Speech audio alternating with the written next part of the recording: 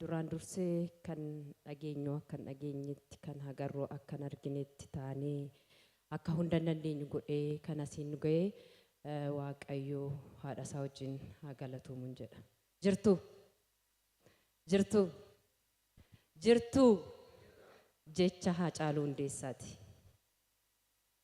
Abbootiin amantaa, haadholiin, keessummoonni asitti argamtan, hiriyoonni Acee biyya keessaa fi biyya alaa, uummanni addunyaa irra jirtan, qeerroo fi qarreen, daa'imman, kaadhimamtoonni fi injifattoonni badhaasa Haacaaluu Hundeessaa marsaa afraffaa tamsaasa kallattiin nu hordoftan dhugaa Hacee obsaan waaqarraa eeggachaa jirru hundi keessan maqaa jaalallee koo ijoollummaa amanamaa qulqulluu abbaa ijoollee koo bara dargaggummaa abbaa dhugaa fakkeessuu fi fakkaachuu hin dandeenye abbaa warraa koo hanga dhumaa akkan laphee guutuun warra isa jaalatuu fi akkasumas warra isa goomatu fuuldura dhaabbadhu na godhe goota ija barbadaa maqaa Aceetiin kakatanii fi akkasumas fakkeenya isa godhatan darbeellee hunda caalu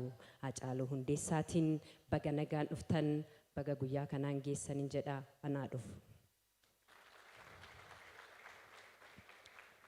Acee koo erga nurraa wareegamtee waggaa 5 guutus maqaa keetiin faawundeeshinii dhaabbatee hojii eegalee waggaa 4ffaasaati.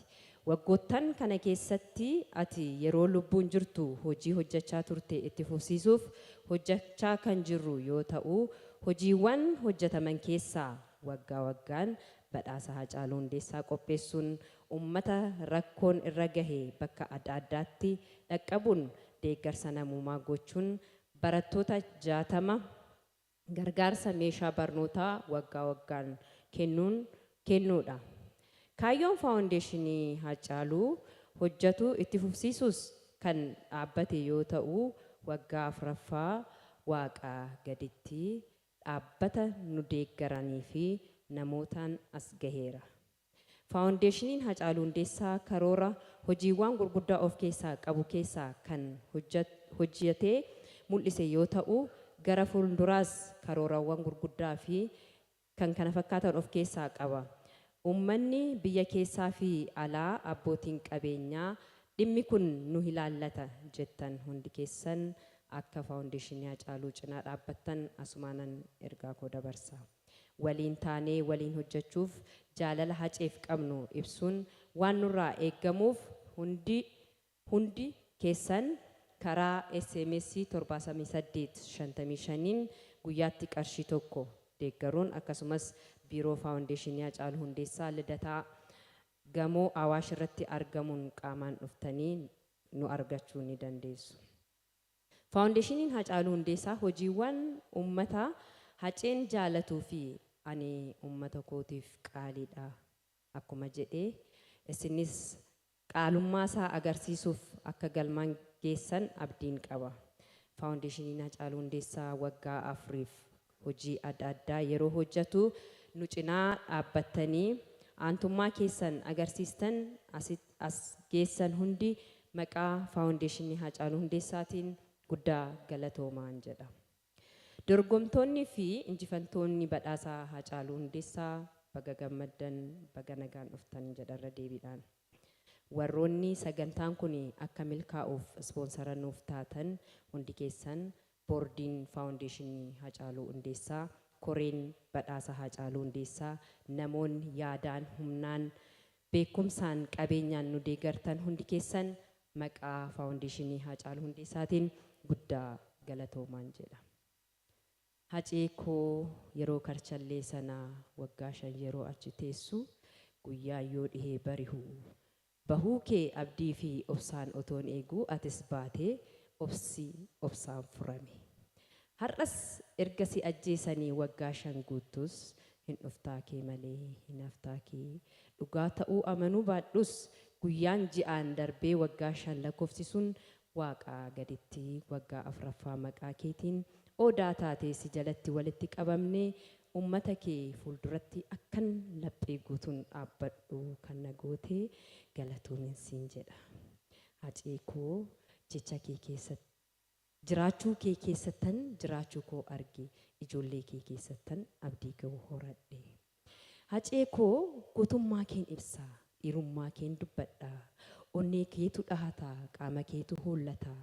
Beekaa koo abbaa dhugaa abbaa hayyuu bookkisaa bara balkumee maayikiidhaan gabrummaan nurraa jijjiirrame kutataa lubbuun kee simmararree garmaamaa adawaa fardeeniin dabalamee dhugaan dhaalamee ummataaf deebi'e. Ofitti amanamummaa kee osoo hin jijjiirramne gootummaa keetiin ija kee bananne gootummaa keetiin ija kee bananne hin bananne.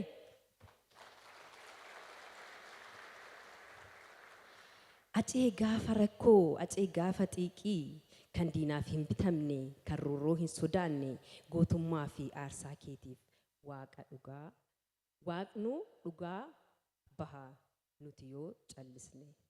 Irransinii deebi'a ishii kana.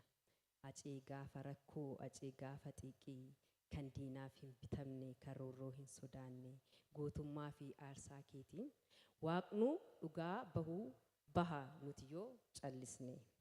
Hacee qulqulluu koo ifa dukkana keessaa kan akka kee hin dhalanne hin jiru nu keessa. Kan akka kee hin dhalanne hin jiru nu keessa. Xinnaa guddaan jettu. Xinnaa guddaan jettu hunda qixxee laaftaa kan argite hundaaf silaa garaa laaftaa. Kabajaan simattiif kabajaan adda baata. Jiraattees maqaa koo dabartees eenyummaa koo. Onneef mataa kooti wajjin hin jiraanne onnee koo fudhattee fagaattuu deemtullee jaalallii fi kabajni siif qabu hin jijjiirramu du'ee badusillee. Jaalallii fi kabajni siif qabu hin jijjiirramu du'ee badusillee. Irra deebi'uun kaadhimamtoonni fi injifattoonni badhaasa Hacee baga gammaddan keessummoonni keenya baga nagaan dhuftaniin jedha. Akkuman yeroo hunda jedhu akkuman yeroo hunda jiru abbootiin ijoolleen haadholiin hundi keessan amantii qabdaniin dhugaan Hacee akkanaa ba'u waaqa nuu kadhan jedha. Galatooma dhugaan ilma waaqaati.